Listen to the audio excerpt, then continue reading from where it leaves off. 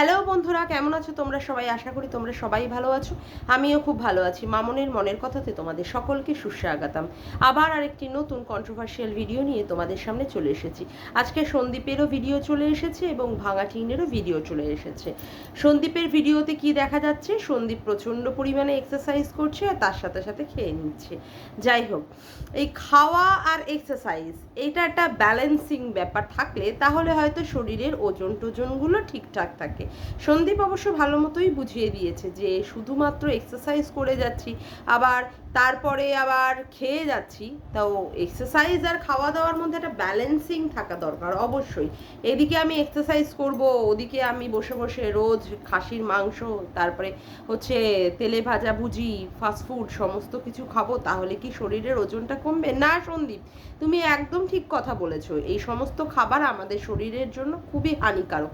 সেই জন্য এই সমস্ত খাবারগুলোকে অ্যাভয়েডই করতে বলে। আর ডাক্তার তো বিশেষ করে বলেই দেয় যে বেশি ফাস্টফুড খাওয়া বা সুগারি সাবস্ট্যান্সগুলো, একদম মিষ্টি টিষ্টিগুলো যাতে করে না খাওয়া যায়, তাতে করে শরীরের একটা হেলথটা ঠিক থাকে।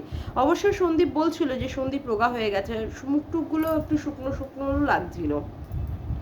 আচ্ছা, তো কথা হচ্ছে যে তারপরে দেখা গেল ওর মা আজকে খিচুড়ি টিচুড়ি রান্না করলো, রান্না টান্না করার পরে পরবর্তীকালে তিল, বাবা তিলের যে অত সমস্যা আমি তো জানতামই না। আমাদের বাড়িতে হয় তিল এমনি খোলা তিল কিনে নিয়ে আসে, সেই তিল দিয়ে আমরা গুড় জাল দিয়ে নাড়ু পাকাই, কিন্তু ওইভাবে ধুয়ে পরিষ্কার করে তারপরে তার খোসা ছাড়িয়ে ওইরকমভাবে করা সত্যিই খুব পরিশ্রমের ব্যাপার। আচ্ছা, তারপরে কি হলো, পাশের বাড়ি থেকে এক কাকিমা আসলো, কাকিমা এসে সেই নাড়ুটা বানিয়ে দিল, বানিয়ে দিয়ে তারপরে নাড়ু হলো। তার আগে অবশ্য দুপুরবেলায় মা খিচুড়ি রান্না করেছে, পটল ভেজেছে, তারপরে কি বলে ডিম কষা রান্না করেছে, সেই সমস্ত রান্না টান্না করে খাওয়া দাওয়া হলো। পরবর্তীকালে রাত্রে দেখা গেল কি, রাত্রে দেখা গেল ও তার মধ্যে সন্দীপের বাচ্চাটা মানে কৃষাণু, সত্যি ওর ওই মিষ্টি আদো আদো কথাগুলো শুনতেই মনে হয় পুরো ভিডিওতে মনে হয় প্রাণ ফিরে আসে। না কি সুন্দর বলছে, বাবা এঁঠো করেছে তাই বাবার মুখেরটা খাবে না, অথচ তারপরে আবার তার ঠাকুরদার অর্থাৎ বড়দারটা খাচ্ছে, তখন বাবা বলছে কিরে আমার মুখের এঁঠোটা খেতে তোর এই লাগলো আর তুই দাদার এঁঠোটা খাচ্ছিস। দুপুরবেলায় আবার বাবার পাত থেকে খিচুড়ি তুলে খেলো, ডিম খেলো। আচ্ছা, রাতের বেলায় সন্দীপ আমাদের কাছে কিছু কথা ক্লিয়ার করলো। কি কথা? এই যে ছায়া মূর্তি, বাপরে বাপ, কাউকে একটা দেখা গেল কি গেল না, একটা হাত বেরোলো কি বেরোলো না, সাথে সাথেই কন্ট্রোভার্সি। মানে কন্ট্রোভার্সি কখনোই ওকে ছাড়ে না। হ্যাঁ, তবে এটা একটা কথা, এখানে হাতটা দেখা গেল বলেই ছায়া মূর্তি, কিন্তু যেখানে যার গলার ভয়েস শোনা যাচ্ছে, তারপরে ভিডিওতে তার উপস্থিতি বোঝা যাচ্ছে যে সে রয়েছে, বা দেওয়ালে কখনো কখনো বা তার ছবি টবি টানানো টানানো রয়েছে, সেইগুলো দেখে আর কিছুই মুখ খুলতে পারে না আমাদের এই দালাল। দালালকে পরিষ্কার করে আজকে বুঝিয়ে দিল কে? কি? সন্দীপ, যে হ্যাঁ তার বাড়িতে কারোর কোনো একটা মেয়ের হাত দেখা গেছে। যেহেতু সঙ্গীতা ম্যাডাম বলেছেন যে সন্দীপের বাড়িতে তিনি কাউকে একটা হায়ার করে দেবেন যে কিনা সন্দীপের অ্যাডভাইজার হিসাবে বা প্রোটেক্টর হিসাবে বা পিএ হিসাবে, পার্সোনাল অ্যাসিস্ট্যান্ট হিসাবে থাকবে, যে কিনা সন্দীপকে সব সময় প্রোটেকশন দেবে। সেই ক্ষেত্রে সে কি বোঝাতে চাইলো, যে সন্দীপ আবার আরেকজনকে হায়ার করেছে, হয়তো বা এই কৃষাণুর পরবর্তীকালে কোনো রকমের স্টেপ মাদার হলেও বা হতে পারে, এই ধরনের একটা কথা। কিন্তু সন্দীপ আজকে পরিষ্কারভাবে বুঝিয়ে দিয়েছে যে সন্দীপ কিন্তু এ ধরনের কিছুই করেনি। তার বাড়িতে একটি মেয়ে এসেছিল, তাদেরই কোনো রিলেটিভ, মেয়েটির সম্বন্ধ দেখা চলছে, সম্বন্ধ দেখার জন্য সে ক্যামেরায় আসতে চায় না। কারণ সন্দীপদের নিয়ে অনেক কন্ট্রোভার্সি চলে ইউটিউবের মতো জায়গায়, একটা বড় চ্যানেল, সেক্ষেত্রে সেই মেয়েটিও যদি কন্ট্রোভার্সিতে জড়িয়ে পড়ে, স্বাভাবিক কথা, একটা মেয়ে যে বিবাহযোগ্যা, যার সম্বন্ধ দেখা হচ্ছে, সেক্ষেত্রে যদি তার এই সম্পর্কে যদি কোনো কথা যদি তার উঠবি বাড়িতে জানতে পারে যে সে একটা কন্ট্রোভার্সির মধ্যে জড়িয়ে পড়ছে, তাহলে তো সম্বন্ধ তো সেখানেই ভণ্ডুল হয়ে যাওয়ার ব্যাপার। সেই জন্য সন্দীপ কি করেছে, সেই মেয়েটাকে ক্যামেরার মধ্যে আনেনি। যদি বা তার অসতর্ক মুহূর্তে তার হাতটা হয়তো দেখা গেছে, সেটাকেই নিয়ে ছায়ামূর্তি, সেটাকেই নিয়ে কন্ট্রোভার্সি। বাবা সত্যি এদের সেই উত্তাল লেভেলের কন্ট্রোভার্সি, মানে ভাবাই যায় না। আবার সন্দীপ বলেছে যে সন্দীপের কাছে কিছু জিনিস আছে যেগুলো সন্দীপ প্রত্যেক দিন যদি ছাড়া শুরু করে তাহলে 1 মাসের ওপরেই কেটে যাবে। হ্যাঁ, তো সেইগুলোকে তাকে ছাড়তে বলা হচ্ছে, কিন্তু সন্দীপ একটু হেজিটেট করছে, কারণ সত্যিই তো তার তো একটা মান সম্মান বলে জিনিস আছে এবং তার বাচ্চার একটা ভবিষ্যৎ বলে জিনিস আছে। সেই বাচ্চার ভবিষ্যৎটাই তো চিন্তা করার বিষয় অবশ্যই। সেক্ষেত্রে যদি এই সমস্ত দেখিয়ে বাচ্চার ভবিষ্যৎ বা একটা মান সম্মান যদি হানিকারক একটা কিছু হয়, সেক্ষেত্রে সন্দীপ সত্যিই দুবার ভাবছে যে সে ওই সমস্ত ভিডিওগুলো বা ওই সমস্ত কল রেকর্ডিংগুলো যেগুলো তার কাছে প্রমাণ বা তথ্যস্বরূপ আছে সেইগুলো সে দেবে কি দেবে না। তবে আমি একটা কথাই বলবো যে সন্দীপ, যখন ব্যাপারটা লিগালি চলছে, তোমার ব্যাপারটা যখন হাইকোর্টে মুভ করেছে, যখন সেখানটায় কোর্টের মাধ্যমে হচ্ছে, তো তুমি এই ইউটিউবের জায়গায় আর এই সমস্ত না দেখালেই ভাই ভালো হয়, মানে আমার সাজেশন অনুযায়ী। কারণ যেটা অলরেডি লিগাল প্রসেসে চলছে, তো সেইটাকে তো আর ইউটিউবের মতো জায়গায় দেখানোর কোনো দরকার নেই। চলুক না, সেটা তার মতো করে চলুক। আর তুমি যেভাবে ভিডিও দিচ্ছ, তুমি সেভাবে ভিডিওটা দিয়ে যাও। সেক্ষেত্রে আর পুরনো ওই সমস্তগুলো যদি দরকার হয়, সেটা তুমি কোর্টে প্রডিউস করো, কিন্তু ইউটিউবের মতো জায়গায় সেখানটা তুমি না করাটাই বেটার।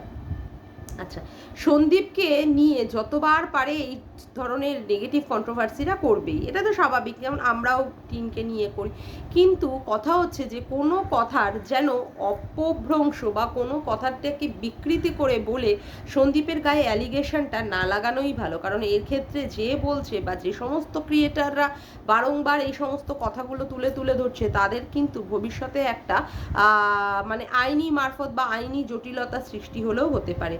কোথাও একটি বাচ্চাটা বলেছে, যতদূর শুনলাম মিলিদির ভিডিওতে, মিলিদি খুব সুন্দর করে প্রকাশ করে দিয়েছে, বাচ্চাটা মনে হয় বলেছে যে তার বাবা আর সে আছে, তার মা চলে গেছে।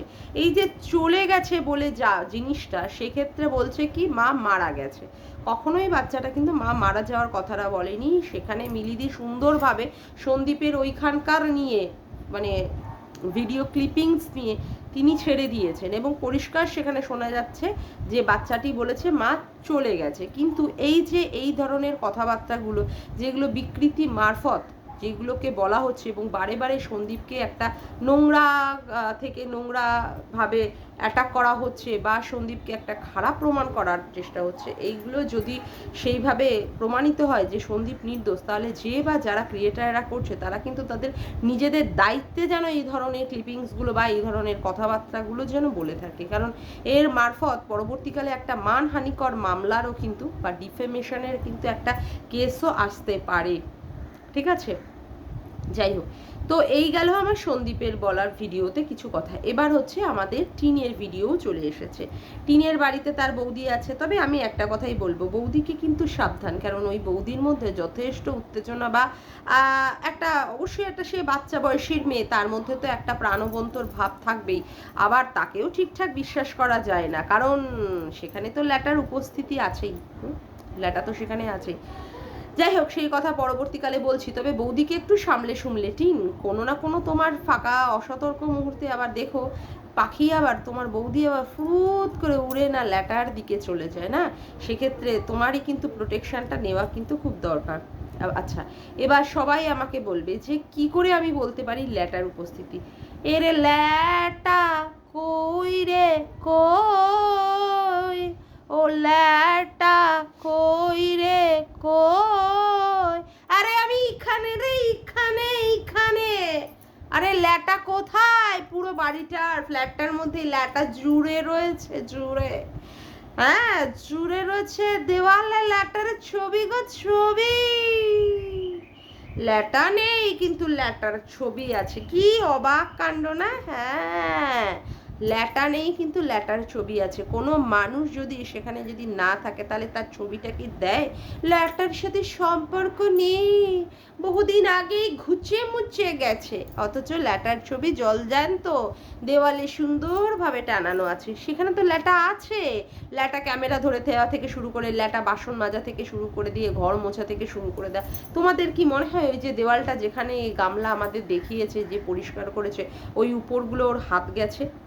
যেখানে কিনা ও নিজেই বলছে ও খাটো মানুষ, না পুরোটা কিন্তু ও করেনি, সেখানে ল্যাটাও কিন্তু কিছুটা করে দিয়েছে। তবে বাকিটা কেন করেনি? কারণ লোককে বোঝানোর জন্য যে ওটা টিনই করেছে, সেই জন্য ও পুরোটা করেনি। যাই হোক, তারপরে কি হলো, সেখানে রান্না বান্না হলো, চাল কুমড়ো কাটা হলো, উচ্ছে ভাজা হলো, তারপরে হচ্ছে সেখানটায় মাংস রান্না হলো। ও বাবা, এর মধ্যে কি হয়েছে, একটা দুর্ঘটনা ঘটে গেছে। কার সাথে? আরে গামলা রানীর সাথে গো, গামলা রানীর সাথে।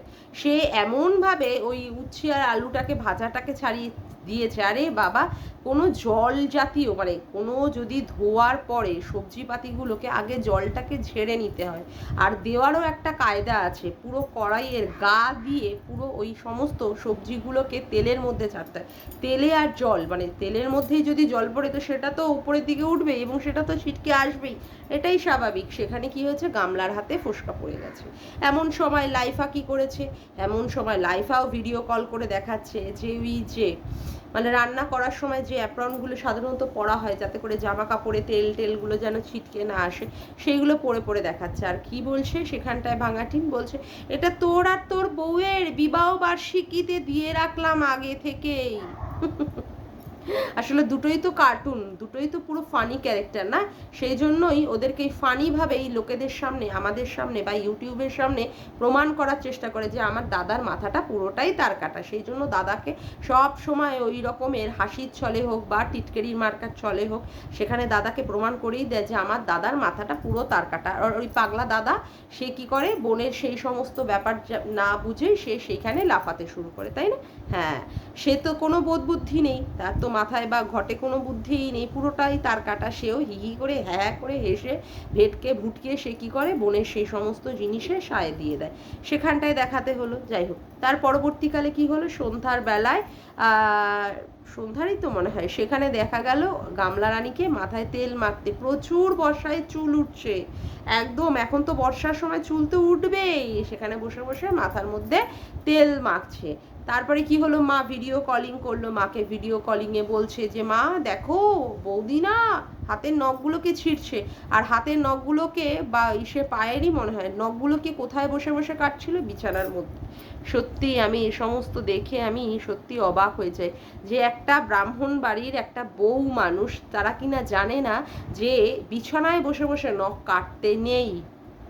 এরা আচার বিচার সব শিখিয়ে তুলে দিয়েছে, অথচ এরা নাকি ব্রাহ্মণ পরিবারের বউ বা ব্রাহ্মণ পরিবারের মেয়ে। এরা সেখানে কোনো রকমের নিয়ম কানুন জানে না। সাধারণত আমরা নখ কাটি অবশ্য বসে বসে মাটিতে, আর চান করার আগে নখটা কাটা উচিত। সেখানে বসে সন্ধ্যাবেলায় বিছানার মধ্যে বসে বসে সে নখ কাটছে। যাই হোক, পরবর্তীকালে গামলা মনে হয় তাকে হয়তো নেল কাটার টাটার দিয়েছে, সেই নেল কাটারটা কাটছে।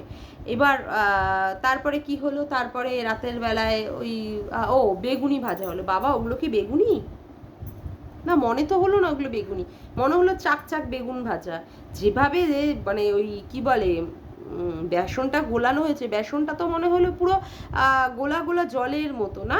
হ্যাঁ, তো যাই হোক, সেইভাবে বেগুনি করে খাওয়া হলো। বৃষ্টির দিন, বাইরে জল চলে আসছে, ব্যালকনিতে জল, গাছগুলো তো ভিজে যাচ্ছে জলে। সেইখানে কি করা হলো, বাইরে তো বেরোনো যাবে না, সেই জন্য বেগুনি করে খাওয়া হলো। যাই হোক, সেটা ভালো কথা, বেগুনি টেগুনি করে খাওয়া হলো। আর রাতের বেলা কি হলো, পরোটা হলো। বলছি পরোটা কটা হলো, বেশ অনেকগুলোই তো মনে হলো পরোটা না? বৌদি খাবে ভাত, পরোটা, পরোটা তো বেশ দেখলাম বেশ বাটির মানে ওই কি বলে হটপটের মতো তো অনেকগুলোই পরোটা, অথচ তাও সেখানে ল্যাটা নেই। কি অবাক কাণ্ড না বন্ধুরা? হ্যাঁ, অবাক কি থেকে অবাক হবে, বাচ্চা ছেড়ে মানে মা চাইছে বাচ্চা তার কাছে আসবে, অথচ বাচ্চার জন্য কোনো রকমের সেখানে বাচ্চার মানে প্রতি যে একটা কনসার্ন বা বাচ্চার প্রতি সেইভাবে একটা স্টেপ নেওয়া, সেইগুলো কিন্তু আমরা শুনতে পাচ্ছি না। কিন্তু বাচ্চা আসছে না মা অন দা ওয়ে, সেটা ঠিকঠাক বুঝতে পারছি না। কিন্তু ল্যাটা কিন্তু অবশ্যই গামলার সাথে পুরোপুরি মাখো মাখো মাখো মাখো মাখো মাখো রিলেশনে আছে, একদমই তাই। সেখানে বাড়িতে দুয়ারে, তারপরে দেওয়ালে, মনের ভিতরে, সমস্ত জায়গায় গামলার মধ্যে কি করছে, ল্যাটা বসে বসে খেলাখেলি করছে। হ্যাঁ, সেটা খুব ভালোই বোঝা যাচ্ছে, খুব সুন্দরভাবেই বোঝা যাচ্ছে যে ল্যাটার সেখানে উপস্থিতি রয়েছে। তবে এত মিথ্যে বা বনিতা করার কোনো প্রয়োজনই পড়ে না। মাথায় সিঁদুর, হাতে শাখা, এগুলো যে কার নামে পড়া হচ্ছে, এবং সেখানে যে ল্যাটা ফ্ল্যাটের মধ্যে খুব সুন্দরভাবে উপস্থিত হয়ে রয়েছে এবং প্রত্যেকটা ব্যাপারেই যে ল্যাটা গাইডেন্স করছে, সেটা অবশ্যই বোঝাই যাচ্ছে। লোকের কাছে এই যে বলা হচ্ছে ছায়ামূর্তি, ছায়ামূর্তি, তো এই ছায়ামূর্তি যে সন্দীপের বাড়িতে যেটা রয়েছে সেটা না ধরতে গিয়ে ফ্ল্যাটের মধ্যে যে ছায়ামূর্তি আছে সেই ছায়ামূর্তিকে ধরার চেষ্টা করলেই মনে হবে যথাযোগ্য, মানে কি বলবো, নিরপেক্ষ কন্ট্রোভার্সি করা হবে। এই নিরপেক্ষতার নাম করে অনেকেই দেখেও দেখে না বলে, মানে শুনেও শোনে না, বলেও বলতে পারে না, এই যে সমস্তগুলো যে কন্ট্রোভার্সিগুলো, এইগুলো ঠিকঠাকভাবে গ্রাহ্য হয় না, সেই জন্যই মনে হয় ভিউজ টিউজগুলোও পড়ে গেছে। যাই হোক, সেটা কথা না, কথা হচ্ছে যে ছায়ামূর্তির কথা বলা হচ্ছে সন্দীপের বাড়িতে, আদৌ কিন্তু সেটা ছায়ামূর্তি ছিল না। সন্দীপের বাড়িতে কেউ একজন রিলেটিভ এসেছিল, কিন্তু বারংবার যেটা লেটার মানে উপস্থিতি বোঝা যাচ্ছে গামলার ফ্ল্যাটে বা গামলার বাড়িতে বা গামলার জীবনে, সেই সমস্তগুলো দেখেও যে আনদেখা বা অদেখা বা অশোনার কথা এই দালাল বলে যাচ্ছে, মানে আমি ঘোড়ামুখী দালালের কথা বলছি, সেইটা পরিষ্কারভাবে ব্যক্ত হলেই মনে হয় মানুষ বেশি পরিমাণে নেবে, তাহলেই মনে হয় নিরপেক্ষতাটা বজায় থাকবে, তাই না বন্ধুরা? হ্যাঁ, আশা করি তোমরা আমার সঙ্গে একমত বা সহমত হবে। যাই হোক, আজকের মতো ভিডিওটা আমি এখানেই শেষ করলাম। আমার ভিডিওটা যদি তোমাদের ভালো লেগে থাকে তবে অবশ্যই একটি লাইক করো, কমেন্ট করো আর শেয়ার করো, চ্যানেলটিকে বেশি বেশি করে শেয়ার করো, আর সাবস্ক্রাইব করে রেখো, আর অল নোটিফিকেশান বেলটিকেও অন করে রেখো এরকম নতুন নতুন ভিডিও পাওয়ার জন্য। আজকের মতো আসি বন্ধুরা, আবার দেখা হচ্ছে একটি নতুন ভিডিওতে। Bye, tata.